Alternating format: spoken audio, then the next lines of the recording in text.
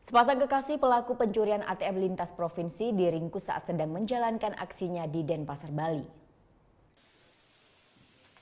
Berakhir sudah aksi kriminal ganjal ATM oleh sepasang kekasih ini sejak diringkus pihak kepolisian Denpasar Barat Senin lalu. Yones Anggara dan Yanti diringkus saat menjalankan aksinya di sebuah mesin ATM di wilayah Buana Raya, Denpasar. Saat itu tersangka Yones Anggara berpura-pura membantu korban yang kartu ATM-nya tersangkut di dalam mesin. Kemudian pelaku berupaya menolong dengan mencongkel lubang kartu menggunakan gergaji besi.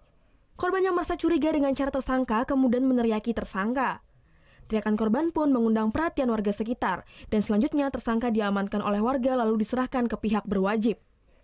Dari kedua tersangka, polisi mengamankan 8 kartu ATM, stiker call center, uang tunai dan sejumlah peralatan untuk mengganjal kartu ATM.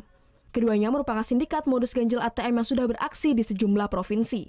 Seperti modus-modus lama juga, memasukin pengganjal setelah orang masuk transaksi, dia berhasil transaksi, si korban ini yang pertama ini, yang hari Minggu. Setelah mau menyelesaikan transaksinya, mengeluarkan kartunya, disitulah kartunya nyangkut. Spontan mereka berdua yang sudah ada di seputaran itu ikut masuk sini ke dalam, menawarkan untuk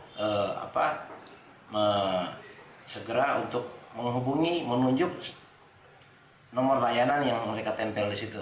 Kedua pelaku datang ke Bali sejak Sabtu 30 Juni lalu. Selama berada di Bali, mereka sudah beraksi di 3 lokasi dan hanya berhasil mendapatkan uang sekitar Rp800.000.